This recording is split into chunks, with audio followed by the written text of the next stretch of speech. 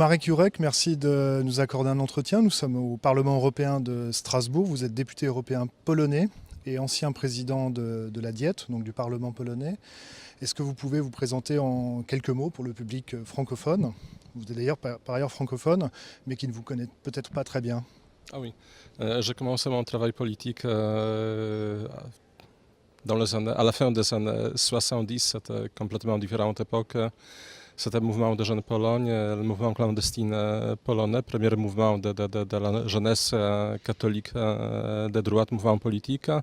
Et maintenant, ici, pour passer à la fin de mon travail, je travaille dans la commission des affaires étrangères, dans la commission de liberté civile, dans la commission de défense. Je suis membre de la groupe conservateur. En Pologne, je préside la droite de la République.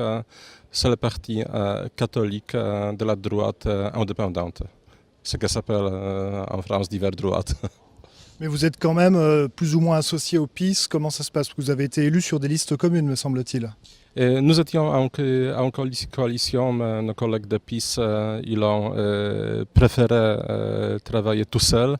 Donc, nous sommes le parti indépendant, mais bien sûr, nous défendons toutes les bonnes initiatives du gouvernement quand il est attaqué par l'opposition libérale et par institutions étrangères, bien sûr. Vous évoquez donc l'Union européenne, entre autres. Le gouvernement du PiS, donc, qui a été élu fin 2015, a été très fortement critiqué par l'Union européenne. Il y a même eu des débats assez hystériques au Parlement européen. L'opposition libérale est aussi très hystérique. Là, ils ont bloqué le Parlement pendant plusieurs semaines, le Parlement polonais. Donc quel regard portez-vous un petit peu justement sur toutes ces attaques contre les initiatives du nouveau gouvernement polonais? Je pense que le gouvernement polonais a attaqué comme il a été attaqué par la dernière année le gouvernement hongrois. Parce que l'établissement libéral de gauche de l'Union européenne n'accepte pas le gouvernement de droite de l'Europe centrale. Parce que pour nous, le premier dispositif social, c'est changer la société après une longue période d'esclavage communiste. Parce qu'on traite souvent ici, dans le pays qui appartenait au monde libre après la Deuxième Guerre mondiale, le communisme comme le régime autoritaire, comme la dictature simplement politique, c'est complètement fausse. Parce que c'était le système totalitaire qui a bouleversé complètement la vie sociale, qui a détruit des anciens organismes et communautés sociales en remplaçant par des fausses élites, par la classe dominante qui, à la fin, comme on dit chez nous, ont changé la légitimation des partis communistes au chèque bancaire, appartenance au Parti communiste, appartenance aux directions, conseils des grandes sociétés, des grandes compagnies. Donc, en Hongrie, en Pologne, dans beaucoup d'autres pays de l'Europe centrale, nous devons changer profondément la société, par exemple en rétablissant la liberté de parole et les vraies conditions de débat public. Hein, parce qu'avec la concentration des médias, dans les mains de gens qui sont complètement liés avec l'établissement libéral de gauche, nous n'avions pas les conditions de vrais débats, de critique du gouvernement, par exemple, ou de la défense du gouvernement si nous avons gagné des élections. Donc,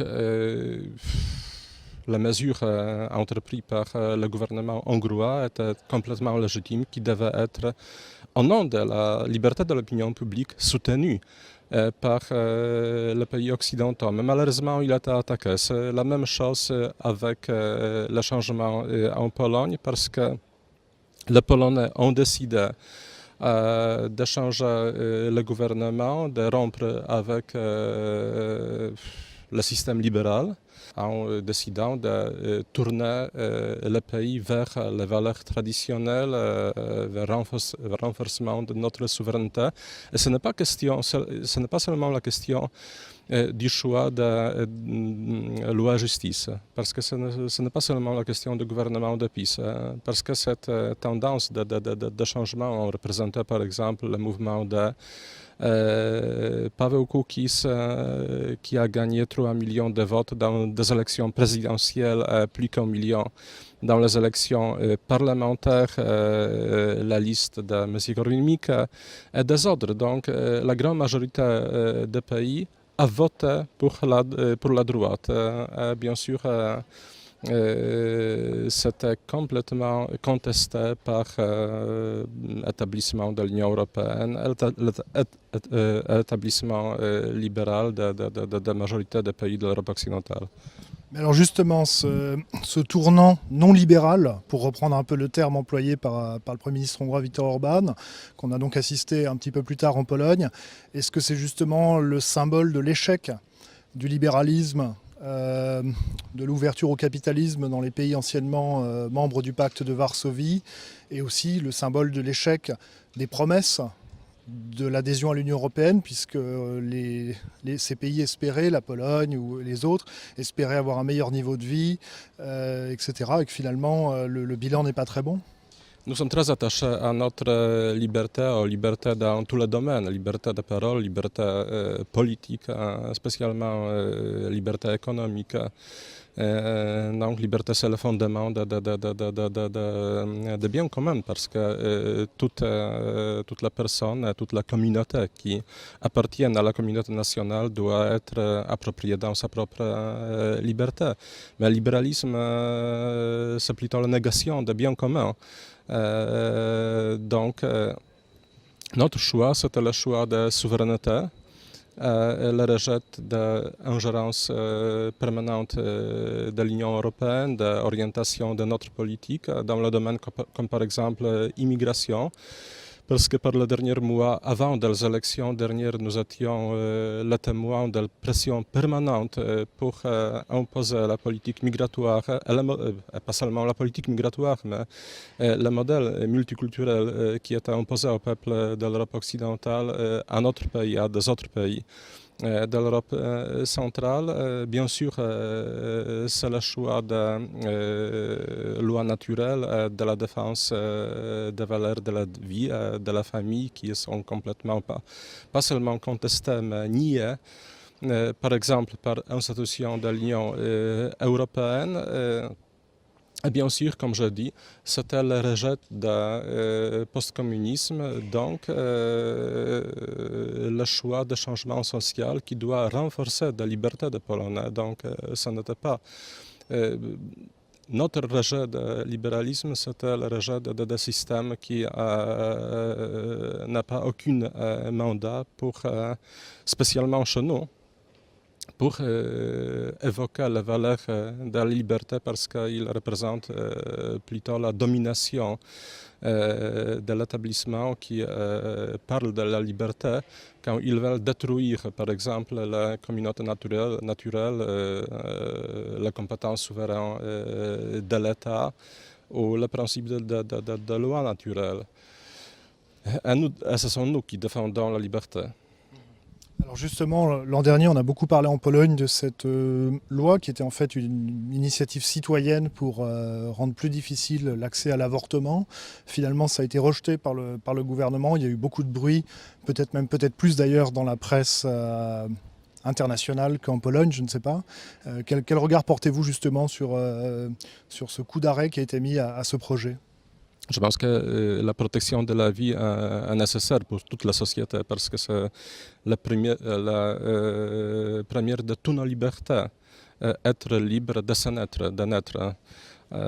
Parce que toute la vie se commence par là, toute la vie elle se commence par la conception, mais elle est conditionné par l'acte de naissance. Donc, la défense des enfants à naître, c'est le mouvement, aussi la solution juridique nécessaire pour la société civilisée.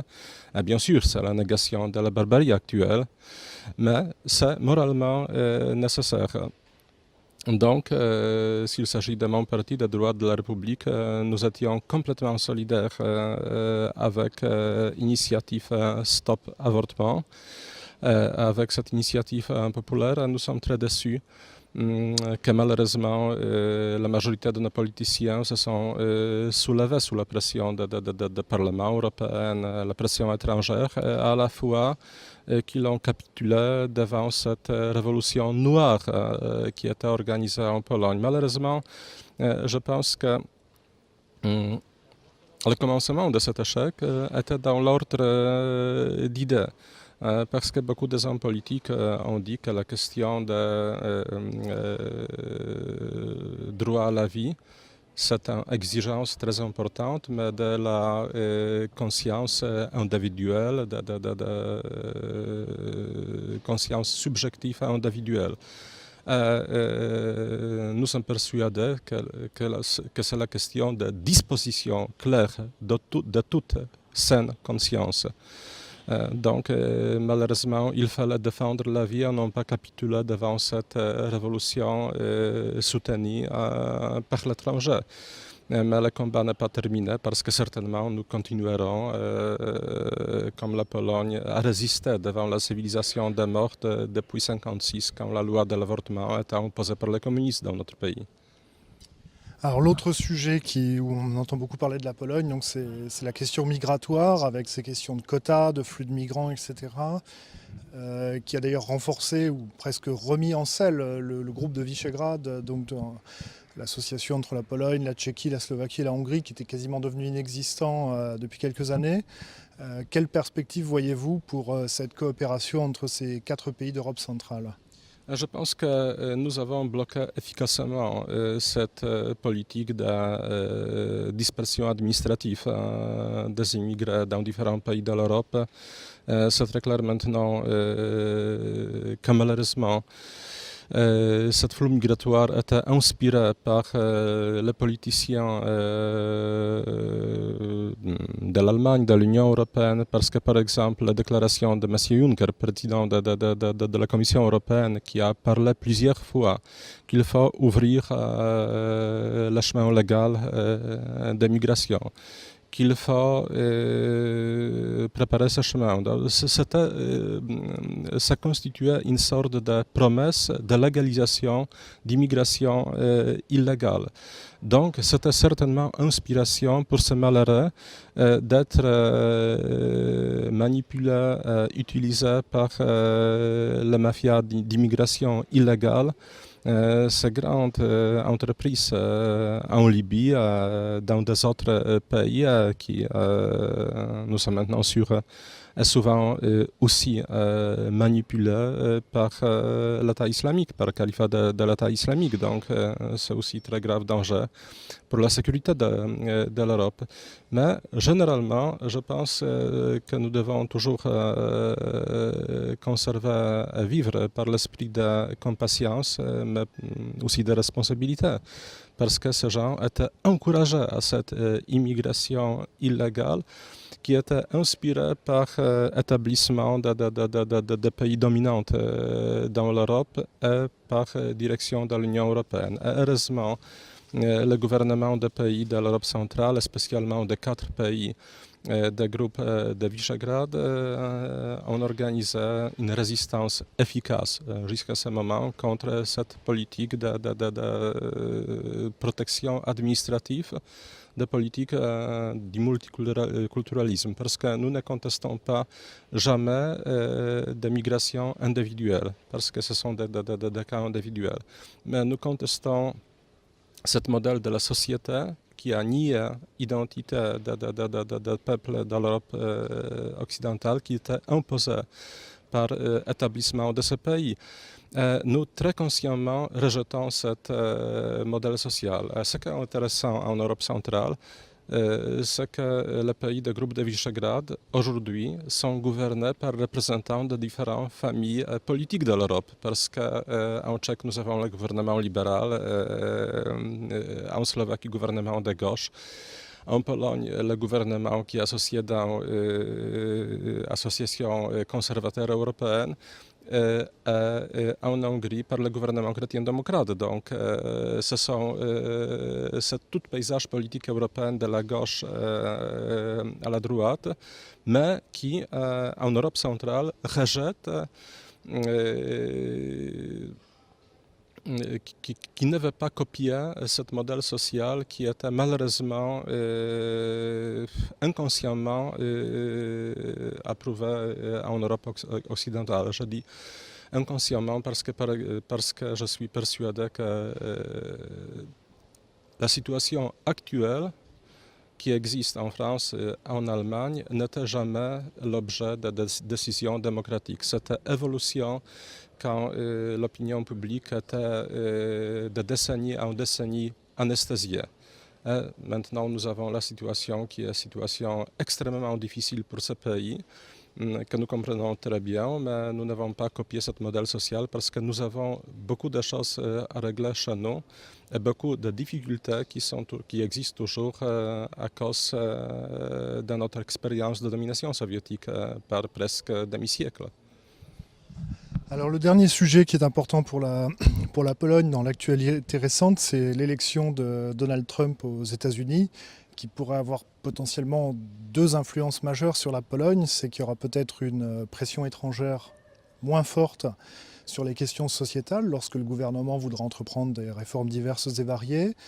L'autre aspect qui plaira peut-être moins aux Polonais, c'est que le futur président Trump a assez clairement déclaré qu'il envisageait de réduire la participation financière des États-Unis d'Amérique à l'OTAN, donc au système de défense commun. Et vu que les relations entre la Russie et la Pologne sont toujours des relations assez complexes, j'aimerais avoir votre avis un petit peu sur les perspectives qu'il peut y avoir à attendre pour la Pologne, y compris dans le cadre des relations entre l'Europe et la Russie, suite à l'élection de M. Trump.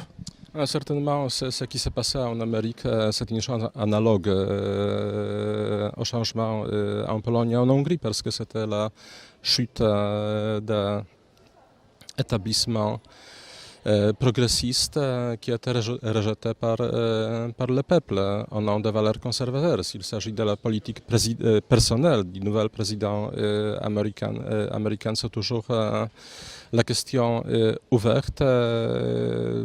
Vous avez posé la question sur notre activité dans le cadre de l'Alliance Atlantique. Nous appartenons aux 4 pays européens qui proportionnellement s'engagent le plus financièrement en faveur de la défense. Donc, je suis persuadé que nous conserverons de fortes liaisons dans le domaine de défense avec les États-Unis. Exigences aux autres pays de s'engager plus dans la défense commune sont complètement compréhensibles. S'il s'agit de questions de la Russie,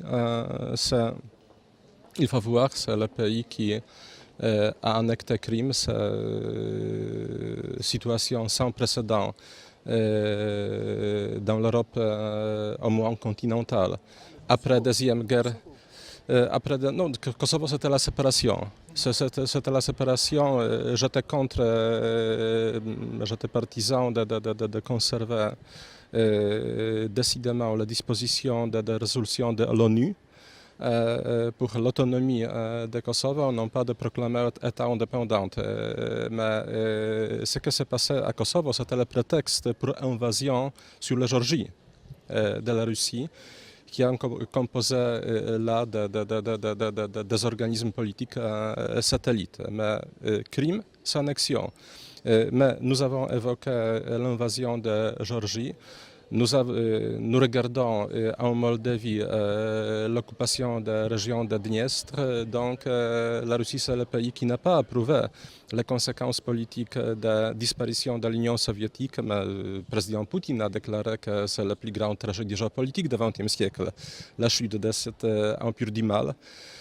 Donc, je pense qu'il faut conserver toujours la solidarité prudence envers la Russie. Mais cette semaine, nous présentons avec mon ami Ujazdowski notre initiative dans la presse polonaise, adressée aussi aux nouvelles politiques américaines, parce que nous attendons des États-Unis de l'Amérique soit solidarité efficace militaire, soit des initiatives qui diminuent la pression militaire de la Russie sur la Pologne, comme par exemple le pourparlers sur démilitarisation de la région de Königsberg, de Królewiec, qui s'appelle en Russie Kaliningrad, mais notre ministère, il faut rendre à César qui appartient à César. Notre gouvernement libéral a décidé que nous n'utilisons pas dans notre langage diplomatique le nom de Kaliningrad parce que Kalinin était un des signataires de la décision sur le massacre de Katyń. Donc nous ne pensons pas que c'est une personne qui mérite d'être commémorée dans le nom de la ville importante en Europe.